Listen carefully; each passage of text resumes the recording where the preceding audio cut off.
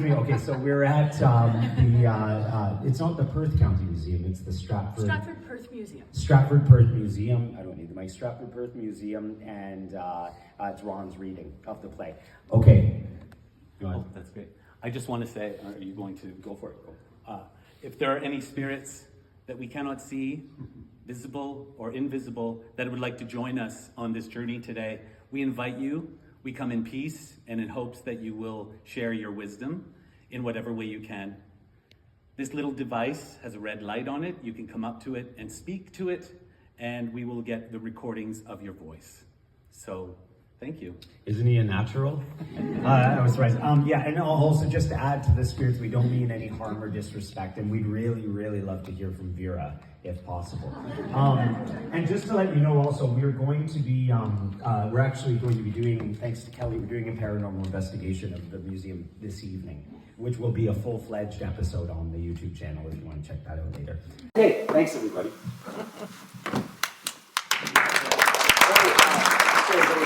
One last little EVP etiquette thing. If it might be difficult to do, but when we're doing question and answer, if someone asks a question or says something, if everyone could just try to not whisper or mutter to each other. I know that's kind of hard in this setting, but it's very difficult when you're going back and editing to it. But no pressure. Okay, I'm just going to give a little insight into the play, and then I'm going to open it up. So hopefully you'll be able to share some of your instances of sharing with Vera, if you've gone. If you were with your mother or your grandmother or your friend, we'd love to hear from you, and sort of, it would help me to be able to take it away and add it to my play. So, in 2017, I played Guy Lombardo in Mr. New Year's Eve at the Blythe Festival, opening of the newly renovated theatre. I fell in love with that space, that place, and the time I had never written a play. But I had written a number of screenplays, and I had the perfect idea. So I asked Gil, hey, what would you think about me writing a play about Vera McNichol? And he recommended I should apply for a recommender grant, and it sounds like the perfect idea for a play. Then I found out that there were already shows about Vera. What would I have to offer? Sure, my grandmother went to see her a few times, but so did everyone's, right? But I applied, and I thought, well, if I get the grant, perhaps the universe is telling me I do have something to say about it. Now, first let me say, I don't pretend to have the gift that Vera did, or does, and I treat such gifts as holy and with the greatest reverence. But when I was granted the grant, I asked Vera, well, Vera, how do you want your story to be told? Music, music, music. A flood of poetry came out in the story and in song, and I have never written a song. I might be the least likely person to write this play, as it turns out after all. I'm musically unremarkable, but it's never stopped me from singing. I can recognize a good ditty, and I have to say that we're blessed here in Stratford with some incredible recording artists. One has inspired a character in the play, the well-heeled businessman, and the other is a very generous person who is helping me to bring forward some music to my valiant attempts to create lyrics. So, my story centers around the idea of a researcher, who I imagine is myself. I know that I won't likely get the role because there's someone else who'd be perfect for it. And this researcher is met with an unexpected visitor when he's trying to hunt down the truth about Vera's powers and her faith. So now I'm going to open it up to anyone who might be willing to share a story with us about Vera, or some time that they maybe went to see Vera, or a psychic. Is there someone here? Sure. I'll just pass the mic. I'll just bring it around. Need you. Oh, well, okay. So I have two quick stories. My mother went to see Vera McNichol, and this is from recollection. She passed last November, so it's been a history. But my mom and dad owned Imperial Oil Distribution in Mitchell, and there was fuel missing for about 3 months. When back then everything was manual. You did dips, you took the dips, and they were always short fuel. And it was obviously fuel was going missing. It was like 200 gallons a week or 50 gallons a week. My dad spent nights there he was absolutely certain, even though it was surrounded by gates and locks, somebody was coming in and siphoning fuel. Vera, my mother went to see Vera, and my dad goes, yeah, you go ahead. So Vera said, and to my mom, that you know who it is. You're dealing directly with them, and that it will come out. Don't worry about it. Don't lose sleep, and tell them to go home. And what ended up happening was the big distribution truck that came in to the plant to deliver fuel, all the tickets were done manually then. So we put 1,000 gallons in, and he took 950. And what he was doing at all those stops from Sarnia to Mitchell and the rounds, he had 2 tanks at home, and he was siphoning 50 gallons off of everybody.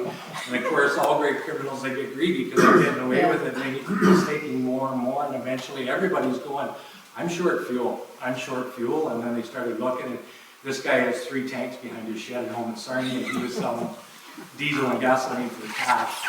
And so the guy was right there, so she was pretty much bang on. My second story was in 1974, my parents built the house. And as we were building the house, one of the neighbors came over and gave us a beer. I was 10 years old. Had a nice conversation. Next day, we go back, and we're in the process of framing my dad, and I was 10 years old. Go back. Everything is missing. Tools, hammers, saws, cords, ladders, everything's gone. So again, my mom was down to see Vera. Vera says, if you stand at the front window, you can see them, but you can't see them. She says, but you will see them again. And our neighbor directly across, so if you're standing at 12 o'clock, at 2 o'clock, there's a barn across the road. It was Bill Tour, who killed his brother Max. And when the police cleaned out the barn, all the tools were in there. There was neighbors' snowmobiles. There was all of this stuff was right there, but you could see the barn. So you could see the barn, and we come out at the auction, and we saw the tools again. So. Wow. That's extraordinary. Thank you for telling those stories. That's incredible. I'm always impressed by Vera's way of being able to riddle some of the answers that were clear. And yet the mystery remained, how will you be able to find it? I bet your dad was happy in the end. Well, he was taking his tools back. That's great. Would anyone else be willing to share? Yes? Yeah, my mom went to see Vera. I'm not exactly sure when. It would probably have been shortly after my brother died in an accident at the farm. But I don't know anything about that, but she did ask Vera about a watch that she had lost that my dad had given her years before. And Vera said, well, you will not find it by looking for it, but it will show up eventually near music. So my mom tore the house apart, the piano, the organ, everything. She never found it. And this one storage room we had, we were cleaning out to make it a different room, and somebody picked up a guitar and the watch fell out. So that's my story about Vera. It's short, but I'm glad music is part of your life. Thank you. That's amazing. Incredible.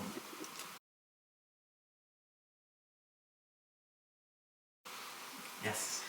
There's a couple of stories, just so you know that my sister and I, we are related to the McNichol family. Now, do you have? So I just have to ask you, do you have any of Vera McNichol's books? Yes. Do you have the? For me personally? Yes. Yes. I have. I don't have, and I've borrowed them since from the museum. Has graciously lent me little drops of water. Okay, because I'm related to her, and I had a little chat with her, and I had asked her if he needed this book.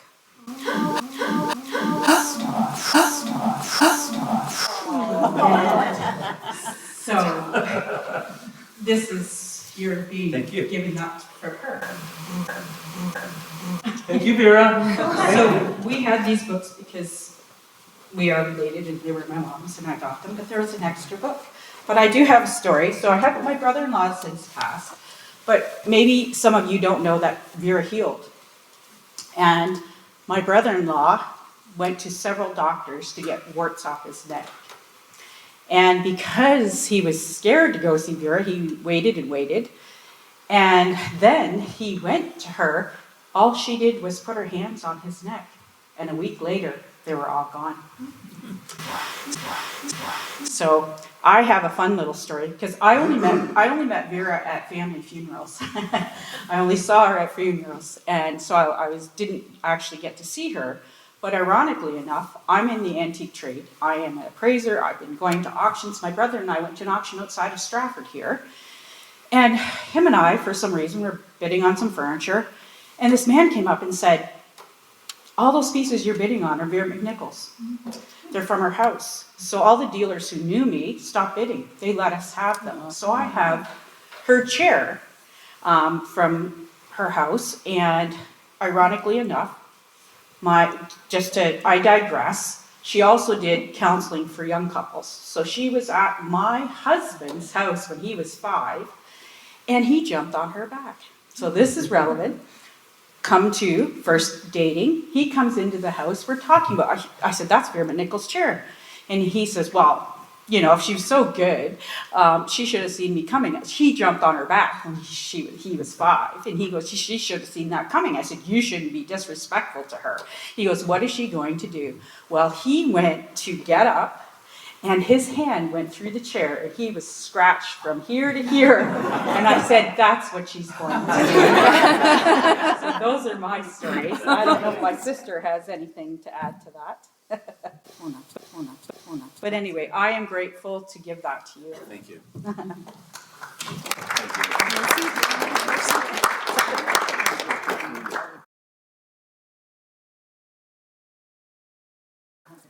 Jacob's just going to take a moment. I'm just because I got the feeling. This is great. This is amazing. Can everyone go like dead silent just for a second? Hey, Vera, do you have anything you want to say about the stories that have just been shared about you?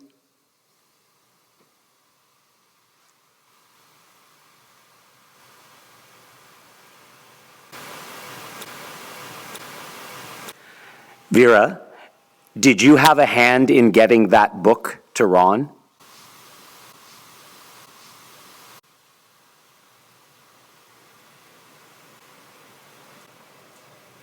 One last one.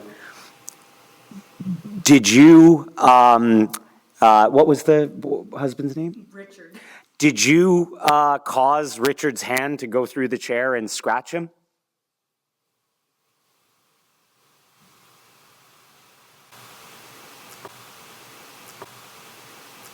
Cool, thanks. Subscribe to the channel and you might hear the answer. We're also going to link Jacob's YouTube page through the museum, so we will be able to send it out to you.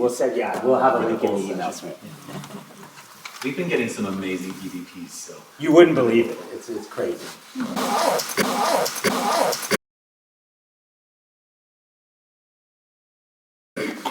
Anyone else have a story they'd like to share? Yes. Would you like the mic? Can everybody hear me? Yeah. So this happened in March of 1979. That was March 14th of 1979. A group of my coworkers prior to this had gone to see Vera and come back to work, and were talking about everything she said. I was a skeptic. I read about Vera during the tour trial, and I'm still very skeptical. So I decided I'd get brave and go see her. So I went to see her. I went one night, and then, of course, ran into John. John, as you said, gruff, and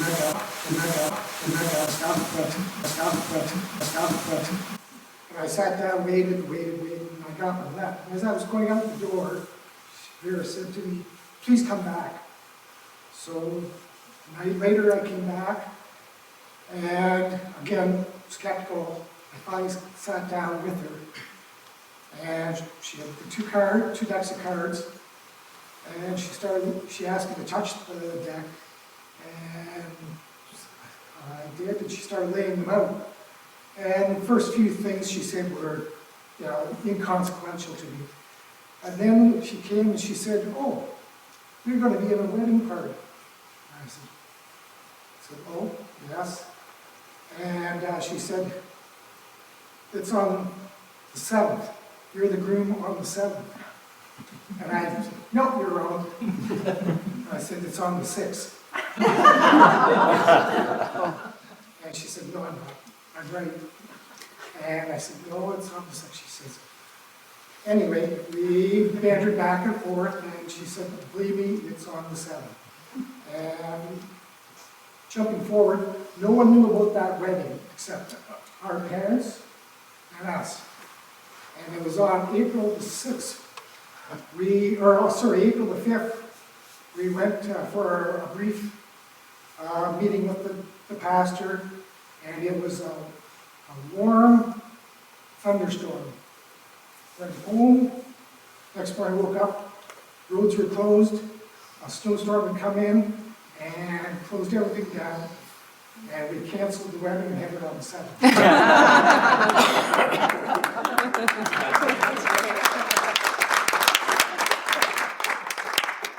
One of the things that I found is that I have had my own skepticism. Of course, I've heard, I think that it's healthy to have a skeptical mind and an open mind, and I admire Jacob too for his healthy skepticism. But there are things, like you say, about this that just throw it in your face, and you can't ignore something quite like that. So, you have something you say?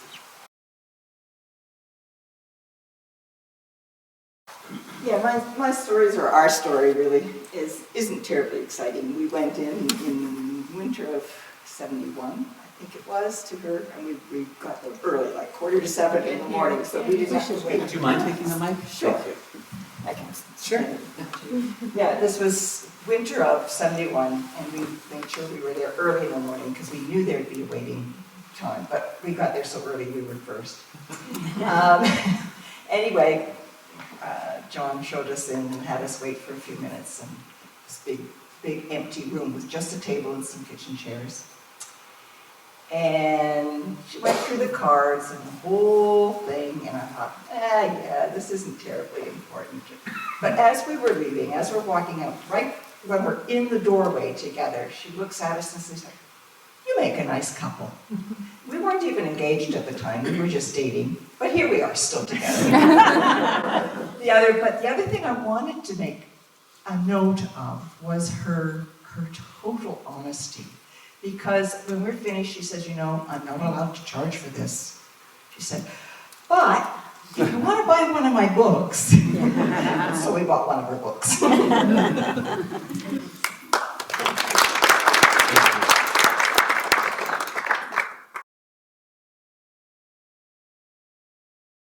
I'm just going to take a moment then to read something.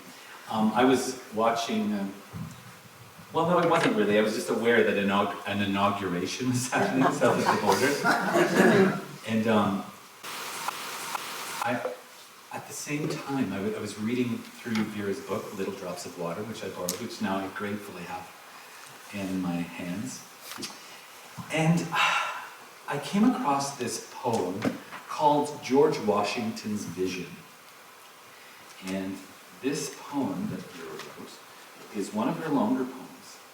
And she wrote it for Menno Suter, S-A-U-D-E-R, Menno Suter from Elmira, Ontario. And I was, in many of the baffling things that happened, I thought, why was she writing about George Washington's vision? And then I started reading. So I'm just going to read just a little touch of it, just to bring a little bit of Vera's own poetry in.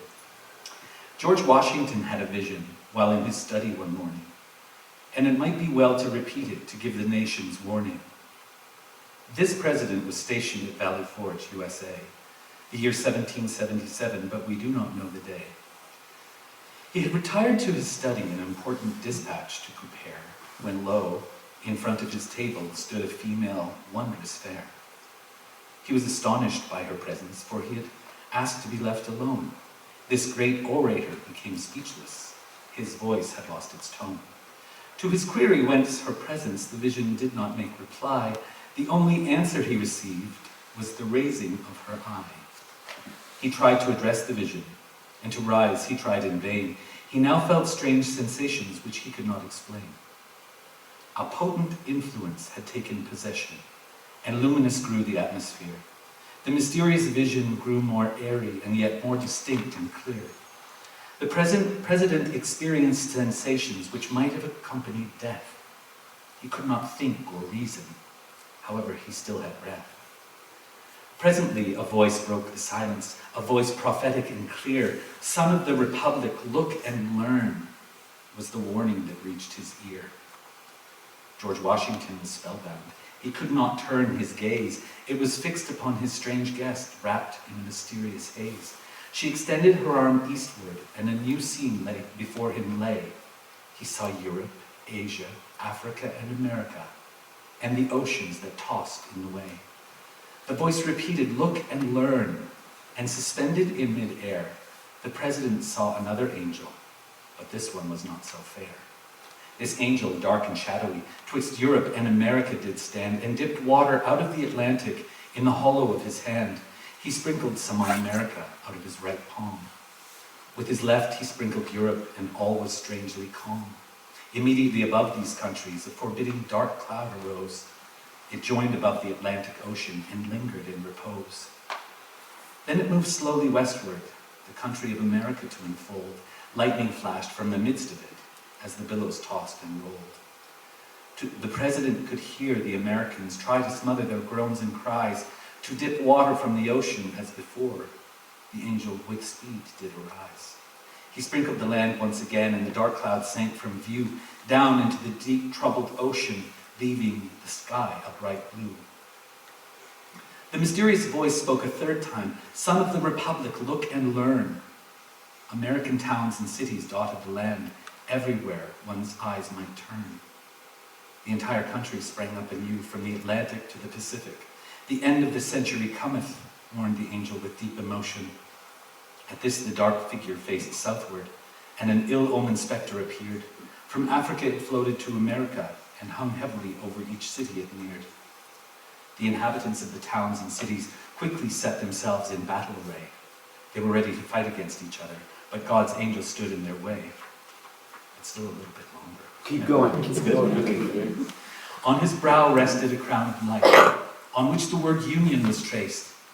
In the midst of the divided nation, the American flag he at once placed. He reminded them they were brothers, and instantly they became friends. Their weapons of war were cast aside.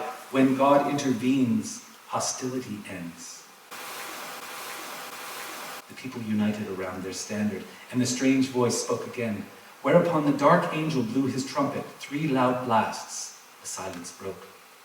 He drew water from the Atlantic Ocean to sprinkle on Europe, Asia, and Africa. Then a dreadful scene arose to fill the president with awe. From these countries there ascended thick black clouds to join as one. Through the mass a red light gleamed, more brilliant than the setting sun. By means of this light was seen hordes of men armed for war. Some came by land, others by sea, to reach the American shore. These warriors moved with the cloud, which wrapped America in its fold. Through it could dimly be seen these men destructive and bold. Millions cried in deadly combat as the thundering cannon roared. The entire country was destroyed by this vast, unruly horde. Towns, cities, and villages were burned, towns that had recently been built. People cried out in terrible anguish because of the blood that was spilt. Above the moans of the distressed sounded the first mysterious voice. It repeated the words, "Look and learn," and with it came cause to rejoice. As soon as he had uttered these words, the shadowy angel on his trumpet blew. The fearful blast pierced the air, and a powerful light shone through. This light was as of 1,000 suns, which breaks the bands of night. It shattered the clouds to fragments by its brilliance and its might. The angel, bearing the name Union, descended with a heavenly host. In one hand she carried the flag, of which the American people boast. She had come to assist the Americans, whose cries had reached her ears. Their broken ranks were mended now, and courage displaced their fears. Amid the fearful noise of conflict, "Look and learn" again was heard. The dark angel dipped up ocean water, as soon as she received this word. She sprinkled the water on America, and the black cloud rolled back, and took with it the armies it brought, the American people to attack. This left the Americans victorious, and towns sprang up once more. The bright angel planted the azure flag in the midst, as he had done before. The angel cried with a loud voice, "While the stars above remain, and the heavens cast dew upon the earth, the republic shall have gain." After he had made this declaration, he took the crown from his brow and placed it upon the standard, that they might have union now. God had come to their assistance in a most remarkable way. If they put their trust in him, they need have no further dismay. The people knelt and said amen to the words which he had spoken, so that the promise he had made them might never be broken. The scene instantly faded from view, but the vision still stood there. President Washington gazed upon her from where he sat in his chair. She told him that this meant a warning of the dangers 1, 2, and 3, which would come upon the Republic, so the people united should be. Each man should live for his God, for his union, and for his land. Only by living in this way daily can a nation in calamity stand. Thereupon the fair vision vanished from President Washington's view, but she had shown America's progress, its birth, and destiny too.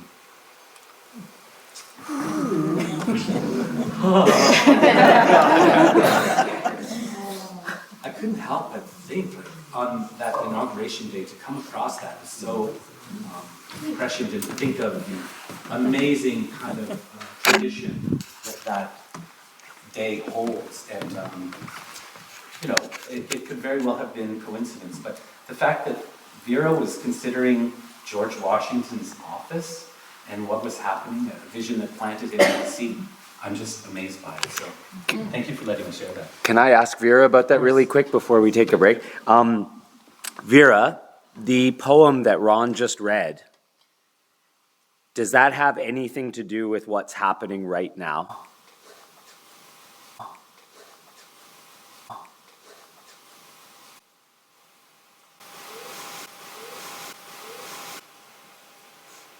And if so, can you briefly explain what all the metaphor in your poem means literally?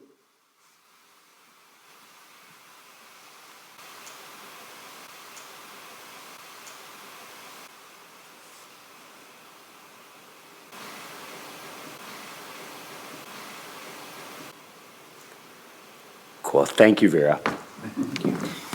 Does anyone else have anything to share before take a break? Yes, please. Can I give you the mic? Sure. Thank you. Hi, I'm Nancy Musselman, Troxel Musselman. Vera McNichol was married to our father's cousin, so my great-grandmother was a McNichol as well. I went to Vera in 1965, and I remember that because she told me when I sat down, "You're pregnant." Thank you. Don't tell my mother. She doesn't know. Yeah, she really did. So she didn't tell my mother, who was there for reading as well. She was she was next to, I don't remember what Vera told my mother. I was just saying she didn't tell my mother about me. So she told me I was pregnant.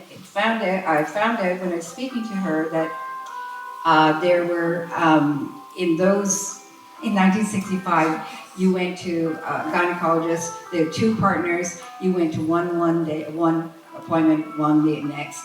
I did not like Dr. Ernst, who was the second one. Well, Dr. Ernst happened to be Vera's uncle. Vera was a nurse, and she did not like her uncle. And she said, "He doesn't like me because I can go to a room of a patient, I can look at them, and I can say, this is what is wrong with him, this one is going to pass away," and he did not like her. So, but according to Vera, the feeling was mutual. I never did know whether she told my mother or not, because my mother was psychic too, so. Well, she might have told her she was pregnant, because she would have been pregnant with me. Not me, not me. My mother was pregnant I'm the with youngest. my I'm the sister. same age as her nephew. Wow. My sister is 20 days younger than my oldest son. So I guess we were doing the same thing at the same time.